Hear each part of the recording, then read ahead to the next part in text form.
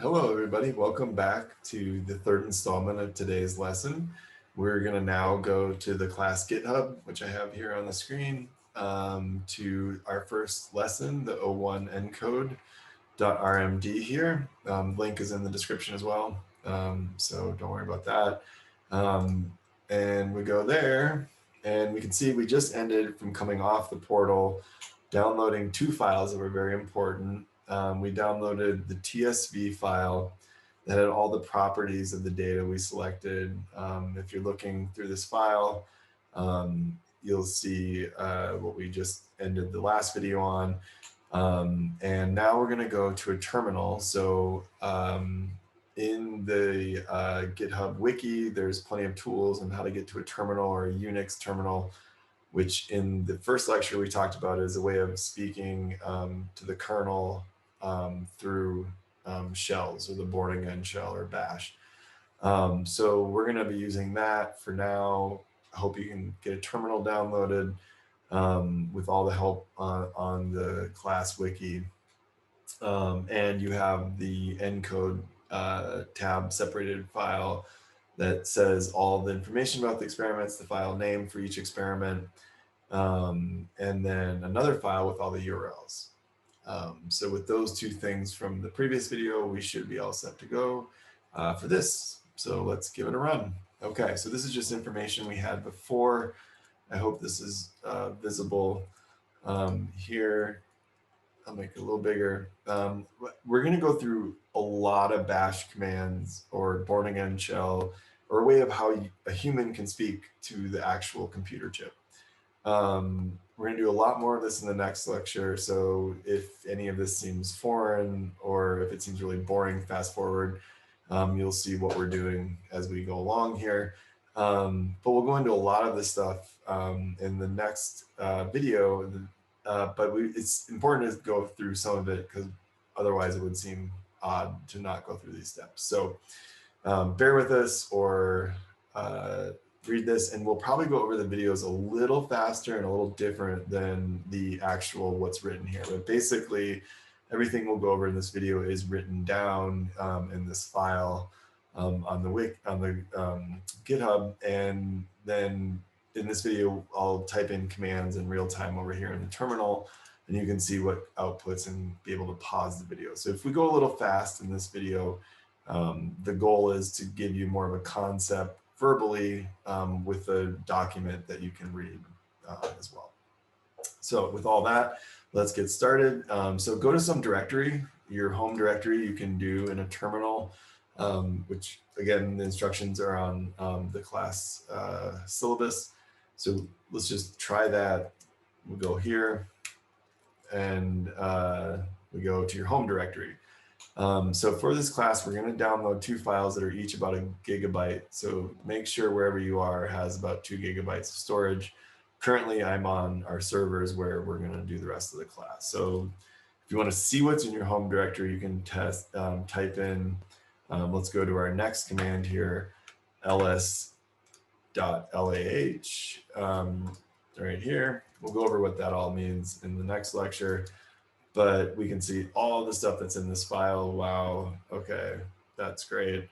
But what we really want to do right now is go get files from the data we're going to eventually get from the ENCODE portal from the previous video. And that involves two bash commands, curl or wget, whichever you prefer. There's other ways to do it. But for simplicity, we're going to probably just use curl today.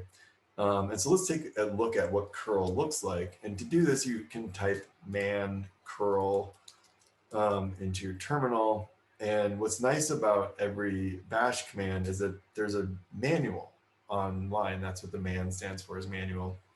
And so, or in bash. So you can quickly go here and see that curl is a tool to decipher data from or to a server. And we're going to actually talk about how that is actually really important. What if data moves? In 10 years, what if data moved to a different location?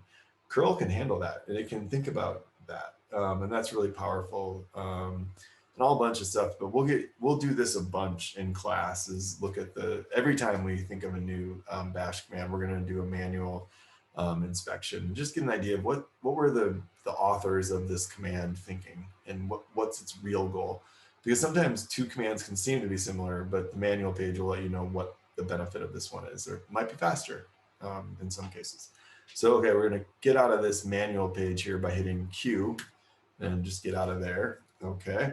So curl is a way for you to be somewhere on your local computer or on a server and go get all the data we want. And that's what we want to do right now, is we want to go get that data we just looked at in the last video. So the next command we need to talk about is Nano, which is essentially the text editor that is very easy to use.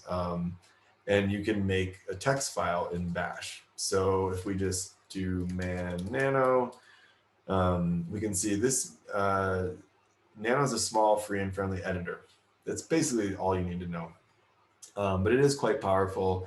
I never tend to use the flags or options, but Nano is just a very simple version of Emacs and VI. If you're more sophisticated and you want to use these type of editors, it's a way that you can be in the bash shell talking to the kernel through Word documents, if you will. So let's quit out of that guy. Okay, then moving on, let's make a new file. So let's try nano files.txt here in the document. You can just cut and paste that into your terminal here. And okay, so we're in a terminal. This is like Word for bash. And what we want to put into this file right now is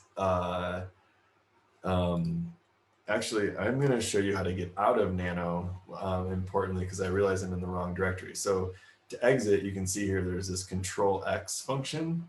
So if you don't want to write anything, and there's no Control Z or renewing it here, but we can just hit Control X, and we didn't do anything, so it just lets us go. If we did type something in, it'll ask us if we want to save it. But I realized we did this command before, cd to my home directory, but what I really want to do is use my symlink, which we'll also make in the next lecture, of how to get right to this directory in the class.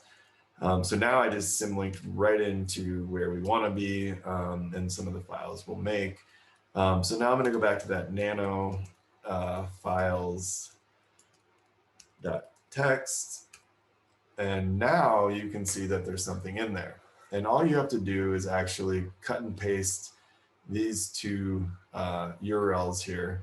These are two URLs from the previous video that we downloaded, that long list of 1,000 URLs. And we don't want to do that right now because each of these files is about 1 gigabyte. So we're just going to do 2.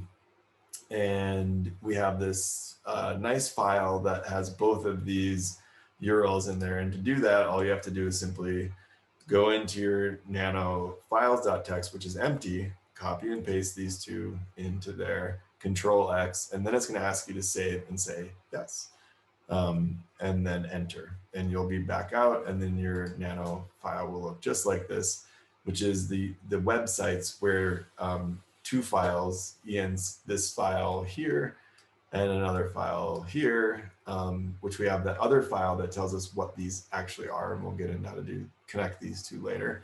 But for now, let's just think about downloading some files.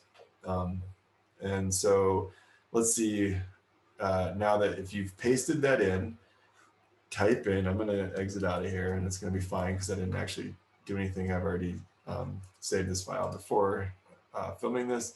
So now try running this. Cat is a way of just seeing what's in the file, the whole file. It'll put out all of that. It has other functions, and we'll do that in the next video. But to get to the downloading part, we're going to cat files.txt and make sure that we have the right file. Okay, cool. That's what it looked like, but not Nano with that whole text editor GUI, or graphical user interface.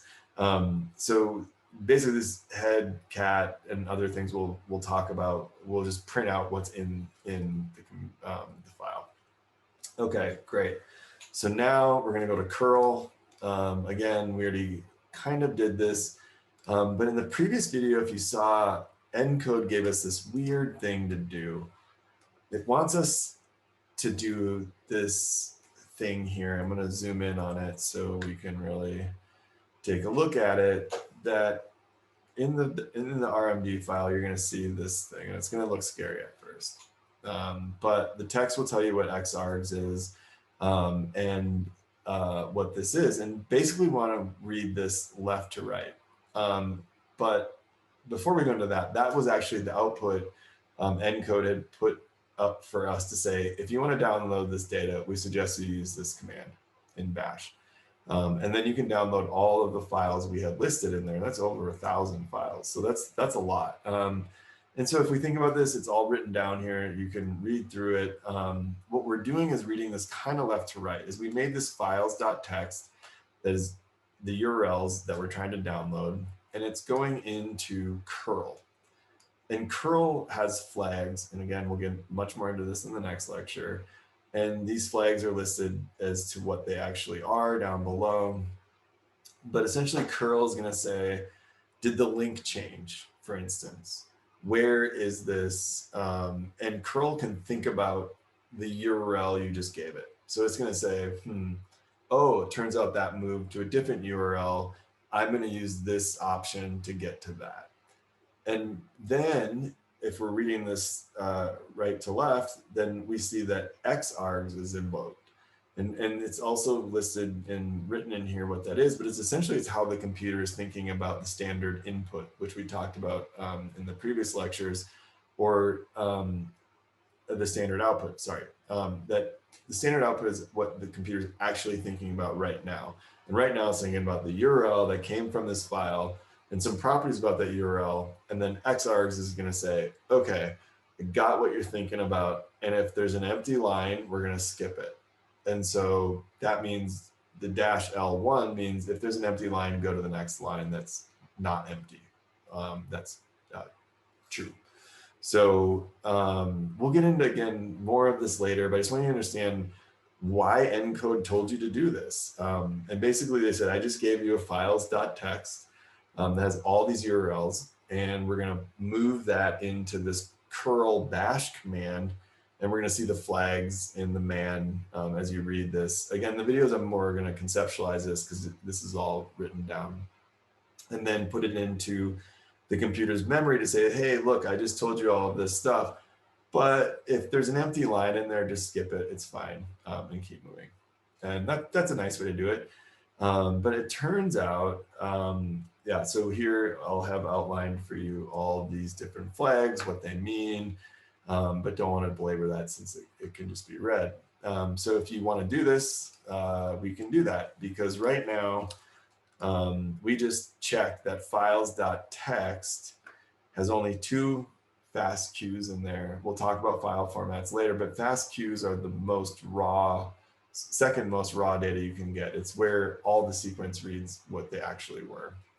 Whereas you could get the image that was turned into the sequences, but no, that's too much, too big of files. So what we're going to deal with right now is FASTQs, which are all the sequences that we've been sort of discussing, and we'll get into it much more. But start to good to know file format types, and FASTQs kind of like the good raw source here. So we have 2 FASTQs in this file, but we don't want to have it done and it still messes up. But here we go. Now we're going to be actually downloading these files and moving forward from here. This is going to take a minute, and we are halfway through this document. We should be done in just a couple minutes after this. In the meantime, while that's downloading, we can keep moving forward here, and I will move in a new terminal, which is in the same place, and we can keep going on. So wget is that other bash command we discussed. you can look at the manual here. And we could have done this just as easily with wget-i, same file. And the same thing would be happening that's happening over here. And so the problem with this is that, and the reason ENCODE was really careful is invoking the XArgs and other things we're going to talk about in future lectures, but it's really smart because they're saying like, hey, look, things can change. We want to make sure you're getting the right thing that you're actually looking for, and that there's not a match somewhere else. And wget won't do that as well, but it's much simpler. You can write just wget-i files and you'll get the same thing. Now, imagine we had downloaded 1,000 of these things. Okay, that's going to take days. It's going to take a day. ENCODE's really fast. Their connection is quite fast. We were downloading about 34 megabytes per second. But let's see what we would do so that we could like write this, say, I want all those 1,000 files, turn off our computer and go to sleep and get the data in the morning. So in order to do that, you don't want to turn your battery on all night and leave your computer just running. So Bash has a solution for you. It's called Screen. If we take a look at what Screen is, real quick while our files are still downloading. And you can see Screen is really kind of a simple thing. It's a screen manager terminal emulation. So basically what this is going to say to the server you're on is, hey, or your terminal, I'm fine, just go ahead, go to sleep. I'll keep working on this. So here in here, you can play with it. Well, let's do it real quick. Okay, actually our files are done downloading. So I suggest playing with this a little bit, but just because our files are done and I want to keep that terminal going, I'll use another one here just to do Screen. So I'm going to do Screen. That's all I'm going to do. I'm going to be in the same spot, and those files could have been still be downloading. Okay, so I'm in a new terminal. So basically now I could simply go back to that this argument here, and it will run. Okay, I'm re-downloading the same file, so it failed. That's okay. That was the same problem we had just a minute ago. That's fine. So, but we're detached here, and that could have just been running and doing all these things in the background. And all you have to do after you type Screen to make a new shell that will run in the background, whether you're connected or not. So what we saw is we just typed Screen, that happened. I ran the previous command, it failed because the files already existed. But so now we want to get rid, let's say we want to go to bed. So let's do Control A.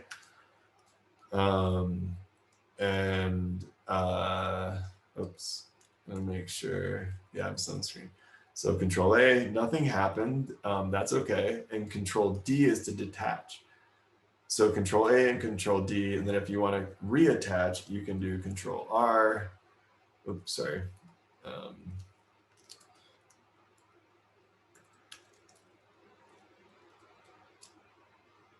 Yeah, so I just reattached to the screen session that's pretty much over. So that's what you would want to do while the files are download. You'd want to do that before you ran that download script so that your computer will keep downloading if it would take 12 to 24 hours to download all that data. So that's Screen, it's all written down in here. And so really the last thing we're going to go over real quick is, so now you did that, you downloaded your data, we have it here. So we can type that list command, ls. And now we see these ENCODE FASTQ files are here. And the .gz is basically a zipped version of the file. We'll talk about this again more later, but that's why you're seeing this type of file name here. Okay, so now we've got these files, but are they the right ones? So what's interesting and really important in data science, and this might be the most important thing in this video, is the Md5 sum or a checksum. There's other types of versions of this. Most of them are Md5 sums of some form. And we'll get into actually some of the differences a little bit later. But if you're downloading 1,000 files, you really want to make sure that the internet didn't glitch, didn't stop, your VPN didn't change or flicker. So for instance, when downloading the files for this class, there's 1,000 files, 17 of them failed to download correctly. And the computer knows a way to check the file and say, this is exactly what the author said it should look like. So now imagine you downloaded 99% of that data and it didn't match. And you didn't figure that out until much later. And this is not only a big issue when you're doing 1,000 files, but imagine you're getting data from your sequencing core. You've just submitted your experiment and you got back your sequencing data. Did they provide you with an Md5 sum? Most likely. And so what you want to make sure is that the file that's on your computer that you're using is the same file that the sequencing facility gave you. And that's what Md5 sum will essentially do. And so let's check to make sure these two files we just downloaded here are actually the right ones. Okay, so what do we need? What do we need to do here? I'm going to allow you to look at the manual on your own about Md5 sum, but we only have two files in this directory that have a .gz here. And we can go like this, and this is the command that you'll have seen from the manual. And we're saying star, we'll get into that later. It means anything that ends in .gz, and the only thing in this folder right now that has that are the two things we did. So this might also take a second, and what it's going to do is produce two different numbers for us. Okay, that's cool. And those are the numbers that when the computer reads this file and says, this is its thumbprint, like this is the file you were looking for. So here's the print for that one. Here's the print for this one. Interestingly, the output of this is always two spaces. Something to think about. You'll see why that can matter more later, but there are two spaces. The Md5 sum space file it checked. So now what we could do is say, hey, here's 1,000 file names, and I expect this to come out. Can you check all of them for me?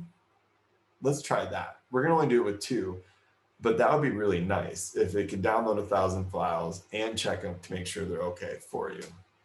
So we can see here already because from our RMD file, I already checked what the Md5 sums were.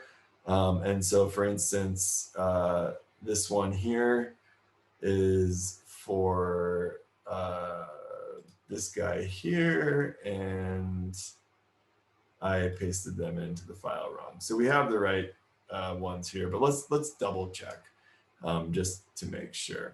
So here we know two files we downloaded, and so let's make a new file called Md5 sums. So so we'll do nano Md5 sums .txt, and that's going to already make the file for you when you invoke Nano. If you don't put anything in it, it won't print it. But if you do put something in there, it's going to make this file. So we already know this file is going to be saved for us. And I've already entered them in here, and we can see the two things you'll paste in here is the Md5 sums and the two files so that they match accordingly to CCO here, matching GYT here. And so the first one here, you paste that into Nano, space, paste this Md5 sum, then return, go to the next line, paste this in with this Md5 sum. So the second index into the second index, and you'll get this file here. So what we'll have is the Md5 sum, and this, I'm sorry, I just said that in reverse. But basically, I think you get the idea that these are the two things for this. And so, okay, good. Once your file looks like that, we can get out of here, which is Control X. I didn't change anything. Yours might have asked you to say, yes, I did change something and I want to save it. And so now that we have this Md5 sums file, so let's take a list here. And now you should see in your directory an Md5 sums.txt. And that's great because that's saying Md5 sum, here's a list, and we'll show you how to do that in a second, actually right here. So let's run this code. which is Md5 Sum check. So you can we're going to do Md5 Sum -C to check a list. And then the list we want it to check is Md5 sums.txt. And then we're going to output that with this arrow here to a new file. In the code here we're using is Md5 sums status.txt. Okay, so let's run that. And it should take just a second.